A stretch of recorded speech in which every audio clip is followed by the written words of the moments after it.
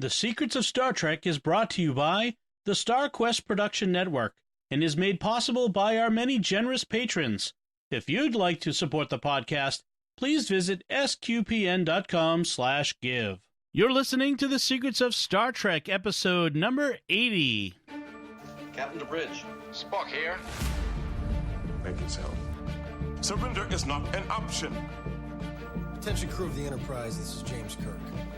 We are all explorers, driven to know what's over the horizon, what's beyond our own shores. We would have helped you get home if you had asked. That's who Starfleet is. Hi, I'm Dom Bettinelli, and you're listening to The Secrets of Star Trek, where we discuss the hidden layers and deeper meanings found in all the Star Trek TV series, movies, and more. And today we're discussing an animated series episode called One of Our Planets is Missing. Joining me today on the panel are Father Corey Stika. Hi, Father Corey. So, Dom, did you check the Medusa Cascade for the planet? Oh, wait, that's a different series. Yeah, there you go, Clom. And Jimmy Aiken. Hi, Jimmy. Howdy, Dom. So, folks, if you can indulge us, if you're not yet a subscriber to the podcast, we would encourage you to do so. Subscribe in Apple Podcasts, Google Play, Stitcher, TuneIn, iHeartRadio, even on Spotify these days. So you can also subscribe in your favorite podcast app or at the SQPN YouTube channel, where you should make sure to hit the bell to get notifications when a new episode goes up. We want, before we get into talking about today's episode, we want to talk about some news, some sad news that's come out in recent weeks. So we record these episodes Ahead a little of in time. advance. Yeah, we're a couple weeks. You're listening to this a couple weeks after we've, if you're listening to it as soon as we release it, a couple weeks after we record it. But in the last week or so, we've had the passing of three names in Star Trek history. One of them, maybe not as big in Star Trek, but certainly relevant to this podcast because we've talked about an episode they were in recently. So let's just mention them, and you've probably heard of them if you're a Star Trek fan. So recently we talked about the episode Charlie X, which was written by DC Fontana, and she's one of the ones who passed. She started as a writer in television in an age when it wasn't common for women to write, especially in genre fiction, but she wrote westerns and mysteries and sci-fi. She's a really good writer. She's responsible. She served as script editor in the original series. She played a role in the creation of the Next Generation. And she's a really good writer, and she wrote Charlie X, and she passed.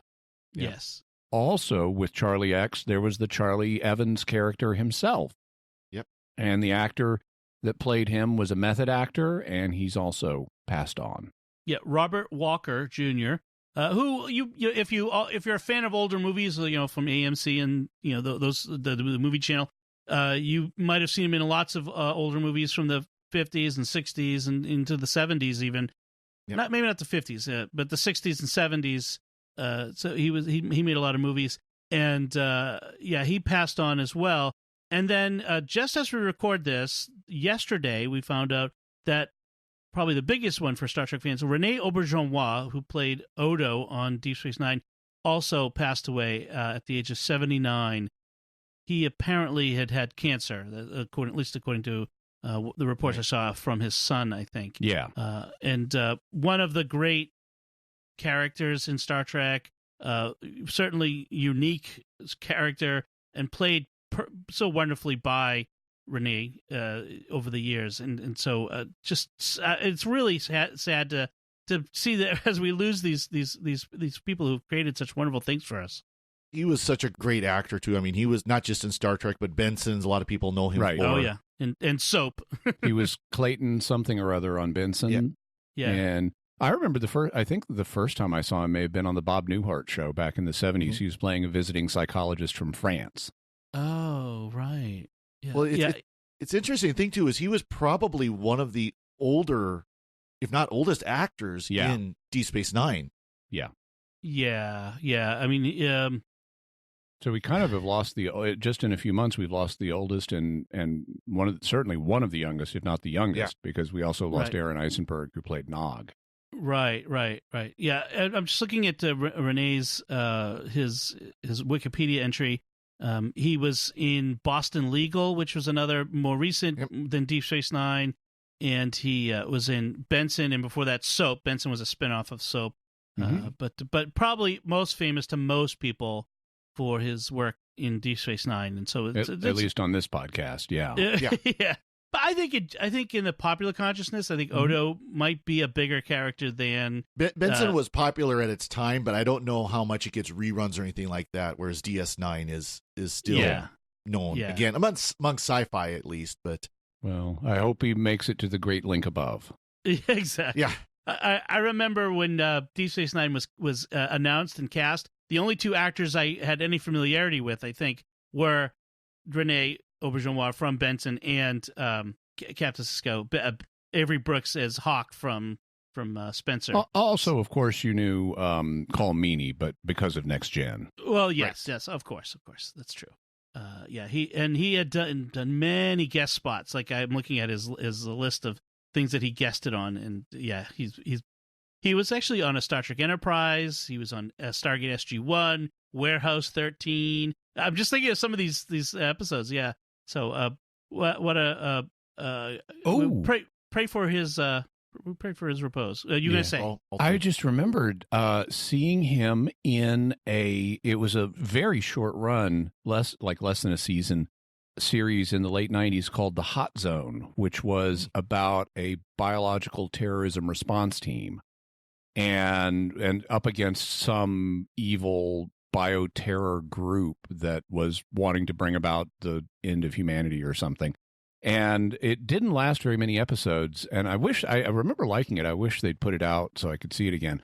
But there was one episode where Rene Auberjonois played a kind of traveling salesman character who had this fruit that he would give slices to in a church to people, like communion. And it was all very evil and sinister. And the very strong implication was that this is the fruit from the Garden of Eden and that Rene Auberjonois is the devil. Oh, nice. I can imagine. Yeah, I could see how he could. Yeah, he would do that. He would be good playing the devil. Oh, I'm trying to see trying to find it Hot Zone on his IMDb, but I don't see it. So maybe something similar to that. I may be confusing it with the title of another book/movie that was popular at the time. It may have actually been called The Burning Zone. The Burning Zone, because one of them was one of them was The Burning Zone, the other was The Hot Zone. Huh. That's what it said. The Burning Zone is on his IMDb. Yeah. During the St. Michael's Festival, a priest who has a crisis of faith is influenced by mysterious Dr. Dickens to abandon God. So on and so forth. So, also starring Jeffrey Dean Morgan on that episode. So cool. All right. So we do. Obviously, we pray for the repose of the soul of DC Fontana, Robert Walker, and Rene Auberjonois. So, and we greatly appreciate all that they gave us in what we now have as their legacy in Star Trek. We do appreciate that. Also, one note, I'd never known this before, but in reading the obituary for Rene Auberjonois, I mean, obviously he has a French name, both a French first name and a French last name. Apparently he was very proud of his French heritage because all of his kids have really French names too. Yeah, that's true. I'm trying to see where his he was born in New York City though.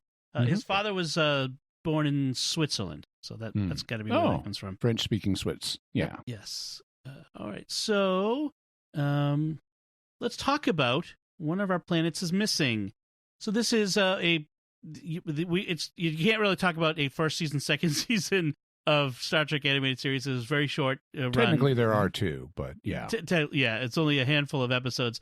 But this is the third episode of the series, and it aired in 1973. It's written by Mark Daniels, who was a longtime director of many original series episodes. But this is his first outing as a writer for Star Trek. He also, you do get to see him, though, on screen once in the original series because he is the photo image of Jackson Roykirk, the creator of the Nomad probe in the episode The Changeling. And so when they call up the image of Jackson Roykirk to see who invented this thing, it's Mark Daniels. That's funny. Okay. So, and it's directed by Hal Sutherland, who directed all the episodes of the animated series. And like a lot of the animated episodes, because they were so short, they were only 20 some odd minutes long. Mm-hmm. They there's not a lot of extra. Yeah, it really starts with the action, ends with the end of the action. That's it. One thing I wrote down is it feels like this was a longer episode that was cut down. Like this was almost originally written as a TOS episode, which it doesn't sound like it was. Yeah. But it feels like that because there's so many of these scenes that like you could see where they could have expanded it by twice as long. Right. Easily. There's not a lot of character development. There's not a lot of extra talking. There's not a B plot. It's just Kirk doesn't do any romancing. He has romancing the cloud. So what do we have? We have a huge cosmic cloud is entering the galaxy, and the Enterprise is sent to investigate near this planet called Mantilles, which we're told is the most remote inhabited planet in the Federation, which is very interesting. That's cool. I think that's an interesting fact to throw in there, and there has to be something that's most remote. And the Enterprise is being sent because, once again, we are the only vessel in the vicinity. Of course. Yeah. Well, it's a big galaxy, I suppose. They get around, though, don't they? I think Federation starships are spread too thin, like butter scraped across too much bread. Yes. So they see this cloud, which again, clouds. This predates Star Trek: The Motion Picture by several years, but it's very similar in concept, isn't it? A cloud consumes a planet in the star system, and then they notice that it changes course toward the inhabited planet. So there's some sort of mechanism. It's not just a natural phenomena. There's some sort of intelligence of some sort directing it. Yeah. They describe the cloud as being 800,000 kilometers in diameter, so it's bigger than several planets. And according to Mr. Spock, it's a strange combination of matter and energy. So It's a plasma, is what you're saying. Yeah. It's some kind of combination. Yeah, exactly. So Kirk asks McCoy for his psychological opinion on whether to warn the people of Mantilles, if only just a few could get away, but causing a blind panic for the rest. And that's not really a psychological question, is it? That's a moral question or ethical question. Still, and it does help to say, okay, you're the closest thing I have to a ship's counselor. What's your opinion about the cost benefit ratio of a potential panic? How bad do you think the panic would be? Yeah, but of course that's not really Kirk's call, is it? It's the governor's call. Yeah, exactly. There should be no question. Alert the local authorities. Let them figure it out. Well, yes. it helps too, and the reason why they do eventually alert the authorities is the governor is Bob Wesley, who was the commander in the episode Ultimate Computer. Yeah, right. When the Duotronic computer, the Daystrom M5 episode takes over the Enterprise. Yeah, so this is like Captain Dunsel's revenge. You'll have to explain Captain Dunsel for everyone. Oh, okay. So in the Ultimate Computer, the Enterprise is outfitted with a computer that can run everything, and they're going to do some war games. And the then Commodore, now Governor Wesley, sends a message to Kirk and says, "Congratulations to Captain Dunsel." And it's explained that Captain Dunsel or a Dunsel is something that's useless. So now that they have the Ultimate Computer on the Enterprise, Kirk is Captain Useless. Yes. So Kirk says, "Who's a Dunsel now, Wesley?" Yeah. He doesn't say that. So Spock further explains that the cloud is made up of elements not on our periodic table and therefore from outside our galaxy. And I'm thinking, does the periodic table just apply to our galaxy? But, okay. It's an interesting scientific way of a bit of science there. They have a different periodic table than we do, actually, and at least by Next Gen's time. Right. And it's not just expanded. And there's more than one way you can frame a periodic table. It's like you don't have to see the castle-like structure that's the famous one. There are spiral periodic tables and 3D periodic tables and stuff. But in terms of the one that we see in the background in Next Generation, if you look real close up, it has elements on it like Daffy Duckium. So apparently some physicist with an atom smasher was a big Warner Brothers fan or something. Exactly. Yes, that'd be nice. This is Dom Bettinelli, CEO of SQPN, with a special message. The StarQuest Network is fulfilling its mission to explore the intersection of faith and pop culture, and in the past year we've reached stunning new heights. Our programs are reaching broad new audiences with a message that helps us discern good entertainment, make sense of the world, and share the gospel with others. We continue to launch new shows and bring back great shows. We just relaunched Secrets of Star Wars, which comes at the perfect moment to capture the excitement over the new show The Mandalorian and the climax of the new Star Wars movies. The support of our audience is vital to this work and has helped us grow closer to meeting our financial obligations. For that, we are very grateful. But we still need to close the gap. Every new gift extends our deadline, but until we eliminate our deficits, the future of StarQuest and your favorite shows remain in question. This is why it's crucial we hear from you this Advent and Christmas, the time when nonprofits receive most of their support for the year. If you're already a supporter of StarQuest, we are very grateful, and we ask you to prayerfully consider increasing your support at this time. If you are not yet a supporter, please become one now. We urgently need your help, and every gift counts. Could you give $15 or even just $10 per month? That lets us provide more than 40 hours of professionally produced shows with compelling content. We have special thank you gifts for donors at several giving levels. If you are a business owner or just want to provide a leadership level of support, we now have a special giving level for sponsors, like in public broadcasting. For $500 per month, you or your business can sponsor one of the shows on our network. Listeners will hear a message in every episode thanking you for your sponsorship and giving your website. We'll also have your name and link on the SQPN webpage and in the show notes of every episode during your sponsorship. Whatever level of support you can offer, whether large or small, please show your support for SQPN this Christmas, and remember that your gifts are tax deductible. Just go to sqpn.com/give. That's sqpn.com/give. And may God bless you and yours as we approach the celebration of our Lord's birth.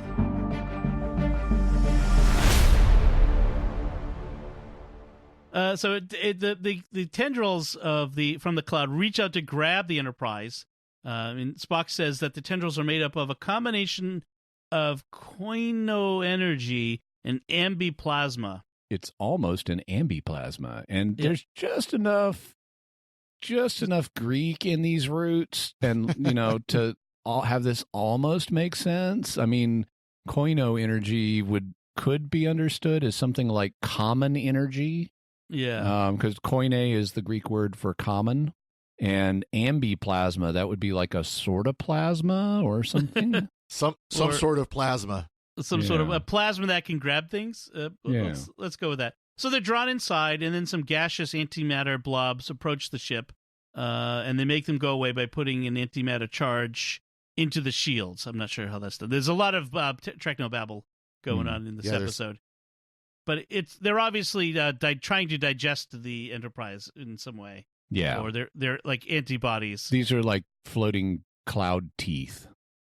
Right. So Spock speculates that the cloud is a living thing, and the blobs are like enzymes trying to digest the ship. Kirk eventually gets to talk to Wesley, the governor Wesley, and who says they'll try to save the children at least, which is nice of them. By the way, I just wanted to point out how this episode, even though Spock says at the beginning this cloud is like nothing we've ever seen before, because of course he has to say that. Yes. Yep. But really, we've seen stuff like this before in this series. And we will again. This episode is basically a combination of the Doomsday weapon, where you have a planet-eating weapon, the immunity system, where you have the immunity syndrome, where you have a giant starship-eating amoeba, and Fantastic Voyage, where you get to go inside somebody's body really small. Right. And yes, that's exactly it. You could say that's those three things. So and it's like they scan the cloud, and it has a digestive system. So I love this. They show it on the screen, and the structure of the cloud, and they say we're here at near this one orifice, which is now closed behind us. And that'll be the mouth. And the cloud drew them in. Yeah. It grabbed them with its tentacles and drew them in, and then closed its orifice. So that's got to be the mouth. Right. Yep. And so what are we going to do? we're going to go through the digestive system to the orifice at the other end of the cloud. So well, you know what they're heading for the butt. You know what they're going to find there? They're going to find another planet. Yeah, that's right. They're going to find Uranus. Oh. So anyway. So thanks, folks. Have a good day. I'll get it. But this call is over. We're done with this podcast. Sorry. Just had to do it. Just dad jokes all around. So yes, they plan to give the cloud indigestion before it swallows the planet Mantilles. That's their plan. So they travel through the small intestine, which is lined with antimatter villi. So don't touch it; it'll explode. Yep. And Scotty has the idea to harvest some of the antimatter of the cloud to regenerate the engines. So the engines had been drained, and so they didn't have the power to escape. Well, the cloud is draining all the power from the Enterprise through the shields because that's what it feeds on. Right. We do get to see the inside of the antimatter. The nacelles, we find out one's matter, one's antimatter, and we get to see the inside of the antimatter nacelle. That's something we haven't seen before. Yeah, it was great getting to see this part of engineering we've never seen before, which is really dramatic, by the way. And they have the dramatic music pounding as we see all these amazing, fantastic or Forbidden Planet like big science fiction-y machines doing stuff. Yep. I also really like the interior images of the different parts of the cloud, like when they're in the digestive tract and we see the villi that absorb nutrients, although they're really not villi. Yeah. I mean, villi are like little projections that our digestive systems use to absorb nutrients. But these things, we're told, are antimatter, and they come into contact with matter and are instantly annihilated to release the energy. Right. And then they instantly regrow. So they aren't themselves absorbing it. They're colliding, and they therefore don't need to be very complex. They just need to be made out of antimatter.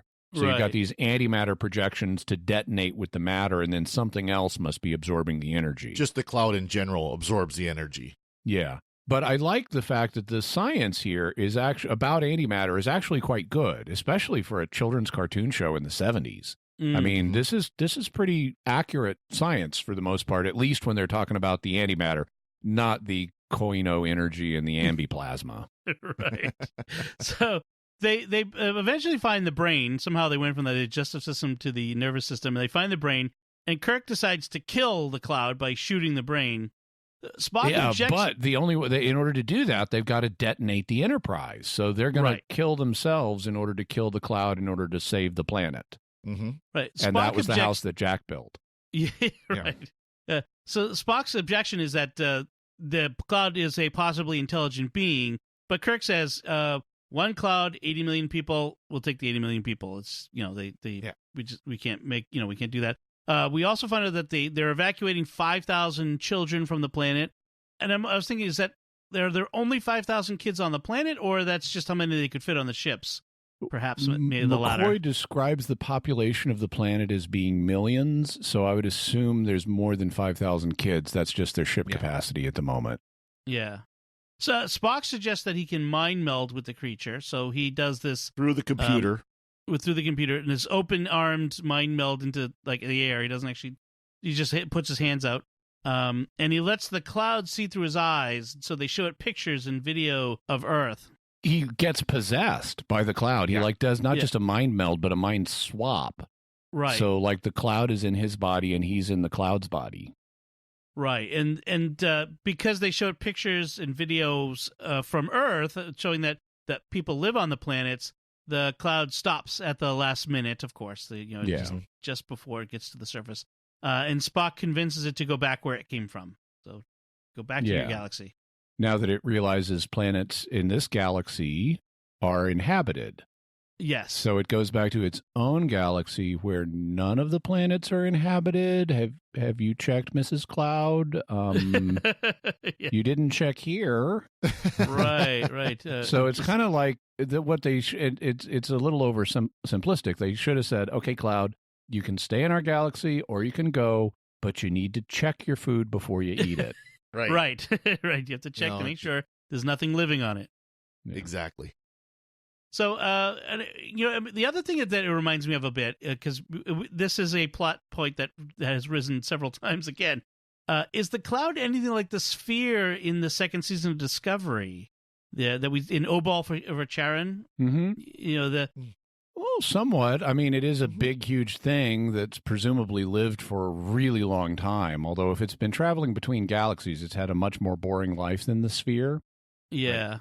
But when Spock is unpossessed, he's asked, "What did you see?" And he says, that he saw the incredible wonders of the universe. So apparently the Cloud, like the sphere, has seen incredible wonders of the universe. Mm-hmm. But then the episode ends before Kirk can say, maybe you want to write a report on those? Yeah, exactly. So interesting. Some last, that's pretty much where the episode ends. Some last bits of information about this episode.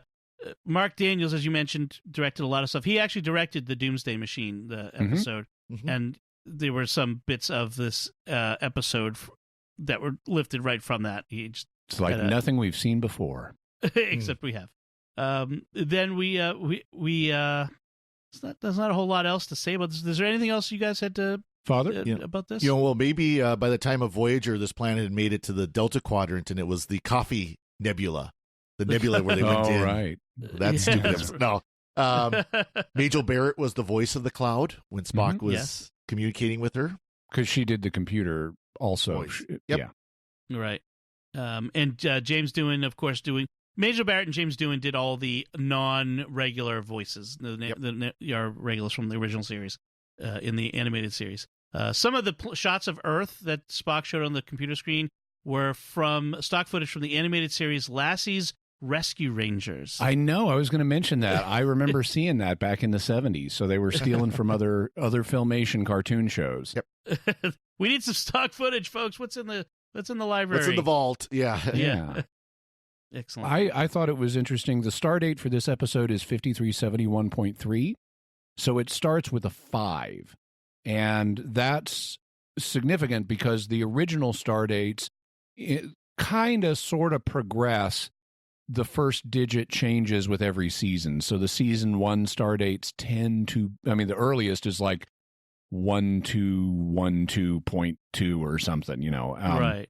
But they're in the 1000s. And then in the second season of Trek, we're up to the 2000s and then the 3000s. And it's approximate. There are exceptions. But the fact this is, a 5000 series star date would put it after the original series, perhaps in the 5th voyage of the 5-year mission. Right. Also in this episode, Lieutenant Eriks gets to speak for the first time. Mm-hmm. Yeah, he's the Adosian with the 3 arms and 3 legs at the nav station, and because they didn't have the money to bring back Chekhov, so they hired Jimmy Doohan to play the voice of this alien, and also exploit the fact that now we can have more differenter aliens because we're drawing. Yep, right. Instead of having costumes. That's one of the things about people have often said, like, comic books and cartoons have an unlimited special effects budget. Right. Because it's not quite true, but it's kind of true. And we see that here, not just with Eriks, but also with the visuals of the fantastic voyage inside the Cloud. We see the digestive tract, we see the brain. So you have these neuron-like structures when we get to the brain. You have the villi-like structures in the digestive tract. Also, I liked they do get the Enterprise a more dignified way to exit the Cloud than the originally planned course through the butt. Because when they get to the brain, they discover there is a grid at the top of the brain core, and that's what they go out. So they go out the top of its head, not out of its butt. Yes, thank you for that. So I do want to offer a slight correction, Jimmy. The star dates, at least according to Memory Alpha, the first season had star dates that began 1, 2, and 3. Second season had star dates at 3 and 4, and the third season had episodes that started with 4 and 5. So okay, well, I know it's approximate, but they do advance over the course. Yes, so this is probably in the area of the third season, just as a thought. But but there were those extra other 2 years of that original 5-year mission that we don't really have stories from. So this. They could still go back and mine those, with the well, and they have repeatedly. in different media. But I count the animated series that Gene Roddenberry accepted paychecks for as the canon, as canon, and as part of the 5-year mission. Right. I'm just looking here. If this was 5371, this would fall somewhere between. The thing though is you can't. These aren't like the star dates in the Next Generation era where they tell you the actual episode order. Yeah, right. You can't put them in chronological order or in numerical order and have them make chronological sense. I know. But I was gonna say it falls in between. And the children shall lead and Spock's brain. So maybe something with this mind meld. Better than either one of those. Exactly. That's right. All right. So I guess I think if that's it, we'll wrap this up. And before we finish, we want to take a moment to thank our patrons who make it possible for us to create the Secrets of Star Trek, including Father Darrell, Matt M., AJ, Jenny N., and Thomas Z. Their generous donations at sqpn.com/give make it possible for us to continue the Secrets of Star Trek and all the shows at StarQuest. You can join them by visiting sqpn.com/give. We'd also like to thank Victor Lambs, who edits our show every week. And so that's it from us. What did you think of this animated series episode, One of Our Planets is Missing? You can let us know by commenting at sqpn.com/trek or on our Facebook page at facebook.com/StarQuestMedia, or by sending us an email to trek@sqpn.com. We'll be back next time. We'll be discussing the Next Generation episode, Darmok, one of the favorites of fans. Until then, Father Corey Stika, thank you for joining me and sharing the Secrets of Star Trek. Thank you, Dom. And Jimmy Akin, thank you as well. Thank you, and live long and prosper. And once again, I'm Dom Bettinelli. Thank you for listening to the Secrets of Star Trek on StarQuest. And remember, it's like a huge bull grazing here and there in the pasture of the universe.